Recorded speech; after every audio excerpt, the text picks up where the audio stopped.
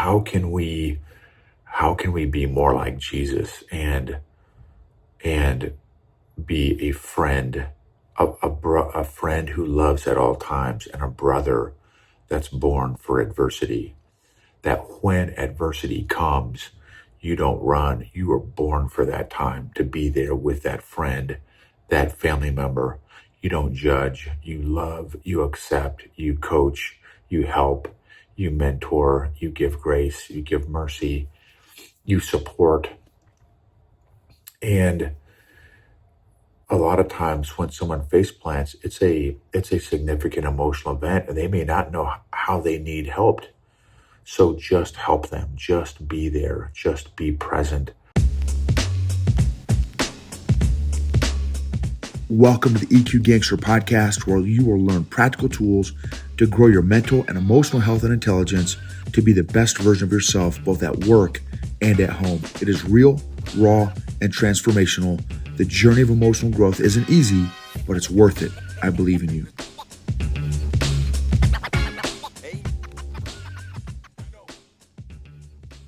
EQ Gangster. So I hope you guys are doing amazing. Hope this episode finds you doing amazing, or at a minimum learning. I am thankful for friends that are combat tested. I'm thankful for friends that are entrepreneurs. I'm thankful for entrepreneurs. I'm thankful for learning and growing. I'm thankful for people's superpowers. I'm thankful for people that have different superpowers than I have. I am thankful for folks with vision. I'm thankful for folks that have the strategic gift. Eric, my classmate and the CEO of Arrowhead, has a strategic gift. It's amazing how he processes information. And he also has a tremendous emotional intelligence. And he has a gift of friendship, I would also argue. So there's a verse in the Bible, Proverbs 17:17. If you're on YouTube, you can see me looking down because I'm looking at the verse. A friend loves at all times, and a brother is born for adversity. A friend loves at all times, and a brother is born for adversity. I have not been a great friend over the years. Specifically, maybe I've been like a decent friend, like for a fair weather friend.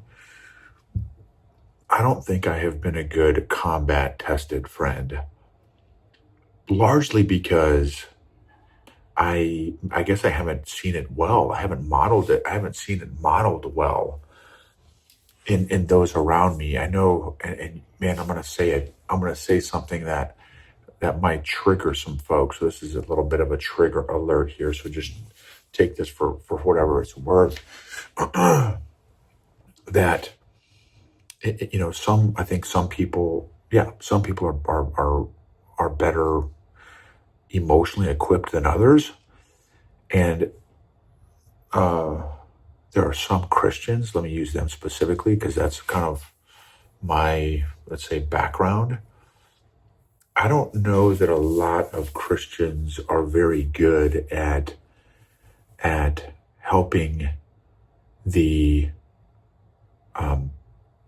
prostitute who was wiping down Jesus's feet with $500 perfume that she bought from her profession.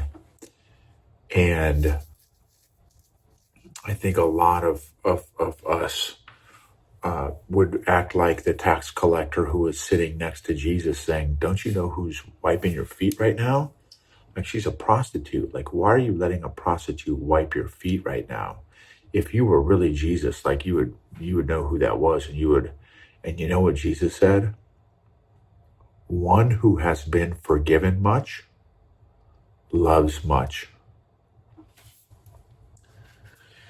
And I thought, man, what an example of a friend. how did that make her feel to hear Jesus stand up for her in that moment when she was so broken and in this state of like, man, really wanting to show Jesus love. And Jesus supported her, defended her, backed her up. And then this verse, Proverbs 17:17, do I love at all times?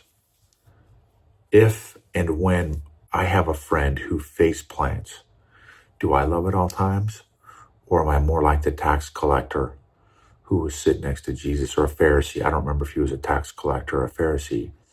And am I judging? Come on, bro. Come on. I haven't done that.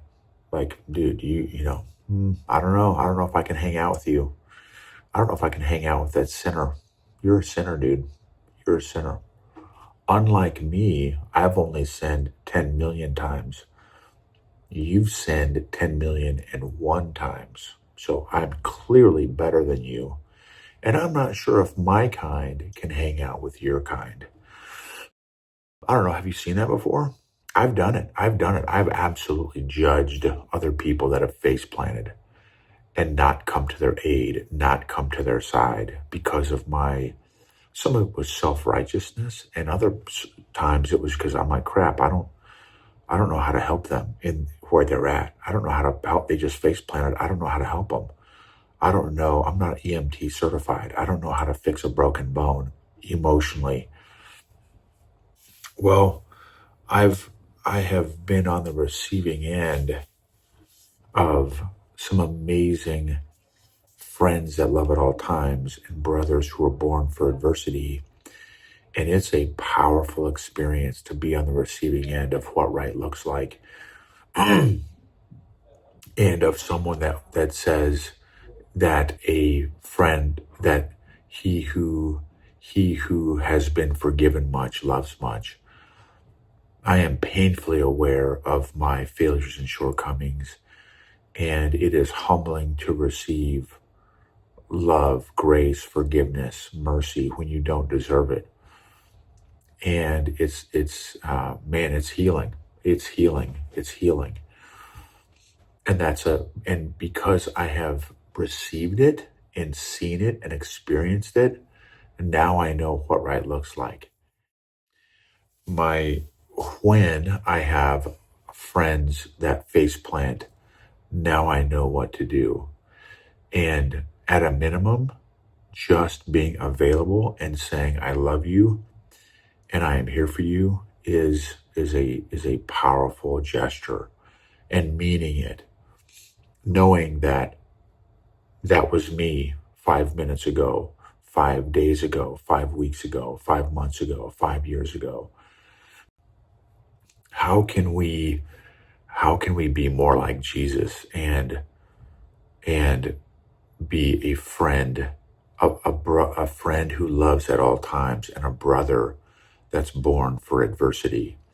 That when adversity comes, you don't run. You are born for that time to be there with that friend, that family member. You don't judge. You love. You accept. You coach. You help. You mentor. You give grace. You give mercy. You support. And a lot of times when someone face plants, it's a significant emotional event, and they may not know how they need help. So just help them, just be there, just be present. So when you ask them, hey, what do you need? I have no idea what I need. I have no idea. So think about that. That's a great, I guess, challenge and encouragement for all of us, is how can we do a better job, and especially in this time when we're more connected than ever and more separate, distant, and alone than ever because of technology. How can we invest in real relationships? The older I get, the more I value real relationships. how can we do a better job? And here's a great way to ask it is, who does it well now? Who do you know who does real relationships the best? Learn from them, observe them, study them, ask them questions. How do they develop their thought process about what a friend is? What is a friend? Have you ever even defined that? Have you ever defined that for you? What kind of friend do you want?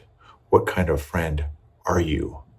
And that's a powerful exercise. Just doing that exercise, I really encourage you guys to take some time to work that out and nug that out, that question, because it's a very, very powerful one. Because I tell you, when you go through a valley, what do you want in that valley? If you could pick 3 or 4 things to help get you through a valley, that's a great question. What do you want to take with you? For me, relationships. My relationship with the Lord and my relationship with brothers who are born for adversity would be how I would answer that question for me, for the first 2 things anyway. So, he who has been forgiven much loves much. How can we become brothers who loves at all times and brothers that are born for adversity?